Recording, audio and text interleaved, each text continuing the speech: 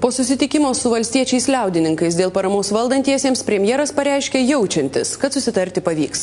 Valstiečiai lieka opozicijoje, tačiau atsisako opozicijos lyderio posto ir nepalaikys nepasitikėjimo vyriausybę. Apie valdančių ir valstiečių liaudininkų susitarimą Aurelijus Griškevičius. Sveiki, pirmininkė, sveiki. Per pusantros valandos permainų koalicijos lyderiai išnagrinėjo 15 valstiečių liaudininkų pasiūlymų dėl paramos, tačiau sąrašas negalutinis. Labai paprastai galėčiau įvertinti, kad šiandien aš jaučiu, jog mes sutarėm, kad sutarsim. Bet galutinio sutarimo tikrai nėra. Kubilius sutinka svarstyti dėl pridėtinės vertės mokesčio mažinimo Lietuvoje užaugintoms daržovėms, taip pat maisto produktams ir periodiniams leidiniams. Išlaikyti lengvatas vaistams, knygoms ir transportui. Valstiečiai liaudininkai taip pat siūlo 15% padidinti finansavimą rajoninėms ligoninėms ir moksleivio krepšelį kaimo mokykloms. 3 balsus Seime turinti partija taip pat siūlo, kad valstybė grąžintų skolą savivaldybėms ir kompensuotų pernai negautas pajamas, kurios susidarė panaikinus pridėtinės vertės mokesčio lengvatas.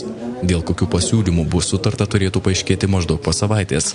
Mainais valstiečiai liaudininkai nereikalauja postų Seime, jie lieka opozicijoje ir nežada vasališkos ištikimybės priimant įstatymus. Jeigu mes būsim oponuojantis, mes balsuosim prieš, nes mes, kaip jau minėta, iš opozicijos trauktis neketinam.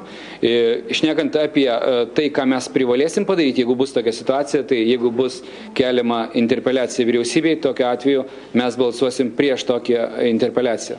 Tai vienintelis dalykas, kurį mes turim garantuoti ir garantuosime. Valstiečiai liaudininkai atsisako Seimo opozicijos lyderio posto, nors jis jiems priklauso nuo pavasario sesijos. Buvo patikinta, jeigu mes pradedam politinės dėrybas ir ruošiam politinio susitarimo dokumentą, valstiečiai liaudininkai atsisako opozicijos lyderio pozicijos ir perleidžia ją darbo partijai. Su valstiečių liaudininkų parama permainų koalicija turėtų 74 balsus arba 73, jeigu pasitrauks liberalcentristas Žilvinas Šilgalis. Aurelijus Griškevičius, Vidmantas Biržinis, LNK žinios Vilnius.